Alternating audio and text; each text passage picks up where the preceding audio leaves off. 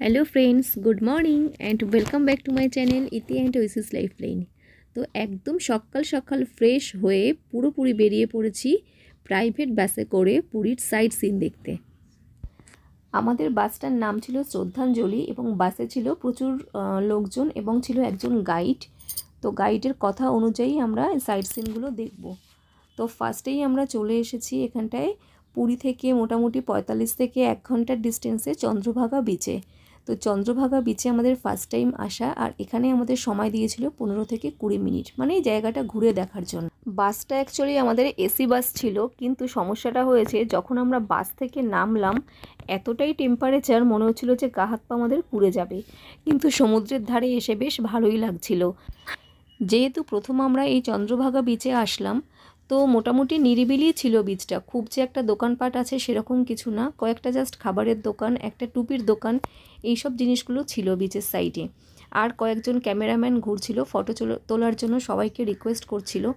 যেহেতু আমরা পুরীর স্বর্গদ্বার বিচে অনেকগুলো ফটো তুলে ফেলেছিলাম, তার জন্য আর দরকার পড়েনি ফটো তোলা। জানো তো এই বিচটার নাম অ্যাকচুয়ালি চন্দ্রভাগা কেন হয়েছে, এই নিয়ে একটা গল্প আছে, কিন্তু গল্পটা আমার সেই রকমভাবে সঠিক জানা নেই, তার জন্য আমি তোমাদের সাথে শেয়ার করতে পারছি না।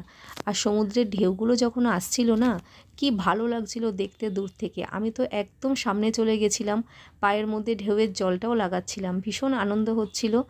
আর এখানটায় দেখো সবাই বলছিল যে এই বিচটা নাকি একটু গভীর আছে। উত্তর বিচের মধ্যে যেরকম সবাই মিলে হোড়াচ্ছে, স্নান করছে, এখানে কিন্তু সেরকম একটা দেখতে পেলাম না। সাইট সিন দেখতে হলে প্রথমে কিন্তু তোমাদের চন্দ্রভাগা বিচটাই আগে দেখাবে, তারপরে দেখাবে হচ্ছে অন্যান্য সাইট সিন।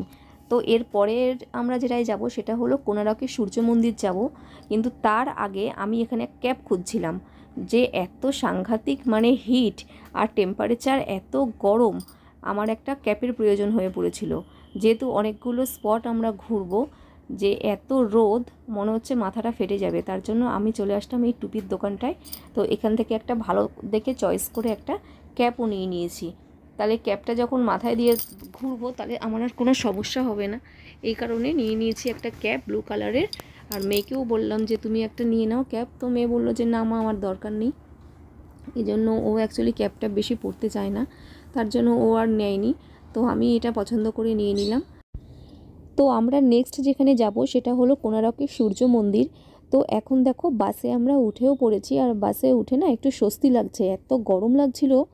তো আমার মেয়ে তো বারবার করে শুধু ঠান্ডা খাচ্ছে, ঠান্ডা জল খাচ্ছে, কোল্ড ড্রিঙ্কস খাচ্ছে, আইসক্রিম খাচ্ছে, এই করতে করতে ওর মোটামুটি বাসের মধ্যে সময়টা কেটেছে। তো আমরা চলে এসেছি কোনারকের সূর্য মন্দির, আর এখানটা দেখো আমরা হাঁটছি, আর এখানে আমাদের সময় দিয়েছিল 45 মিনিট মতন, মানে ঘুরে ফিরে মোটামুটি দেখার জন্য। বললো যে 45 মিনিটই যথেষ্ট, তার থেকে বেশি সময় যদি এখানে কাটাই তাহলে অন্যান্য স্পটগুলো দেখতে টাইম লাগবে। দূর থেকে দেখা যাচ্ছে মন্দিরের চূড়াটা, আর এখানেও আমাদের সাথে অন্য আরও একজন গাইড ছিল। তো গাইড এখানটায় সমস্ত কিছু আমাদের বোঝাচ্ছে কিভাবে এই মন্দিরটা হলো, সমস্ত কিছু গাইডের যেটা কাজ আর কি, সব কিছু আমাদের বোঝাচ্ছে। আর এখানে আমরা ভেতরে এন্ট্রি করব, তার আগে আমি চারদিকে ফটো তুলছিলাম, ভিডিও করছিলাম। আমার মতন অসংখ্য এখানটায় মানুষ আছে যারা কিনা প্রত্যেকটা মুহূর্ত, প্রত্যেকটা জিনিস সব মানে ক্যাপচার করছে আর কি। দেখো পুরীতে তো মানুষ সব সময় যায় না, যখন সময় হবে সুযোগ হবে তখনই তুমি পুরীতে যেতে পারবে। তো এই জাস্ট স্মৃতিগুলো, এগুলোকে ক্যামেরাবন্দি করে রাখা, এই আর কি। তো ভেতরে এন্ট্রি করেই আমরা যেটা দেখতে পেলাম,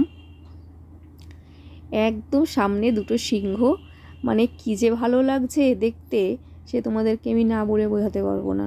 আর এখানটায় মানে যেহেতু অনেক অনেক বছরের, হাজার হাজার বছরের জিনিস, সেহেতু দেখো ধ্বংসাবশেষ মানে অর্ধেক অর্ধেক হয়ে গেছে সব মন্দিরের সাইডগুলো।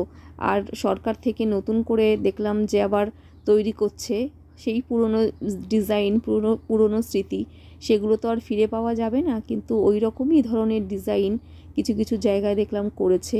আর কি মানে প্রচুর জায়গা ক্ষয় হয়ে গেছে, যেগুলো কিনা গাইড আমাদের বোঝাচ্ছিল। আর দেখো এখানটায় ঘুরতে ঘুরতে এতটাই ক্লান্ত হয়ে পড়েছি, তো চোখে মুখে একটুখানি জল দিলাম। তো যাই হোক, সেখানে 45 মিনিট কাটানোর পরে আমরা চলে এসেছি একটা হোটেলে। এখানে আমরা মোটামুটি খাওয়া দাওয়া করে নিয়ে আমাদের নেক্সট যে ডেস্টিনেশন সেটা হচ্ছে উদয়গিরি খণ্ডগিরি।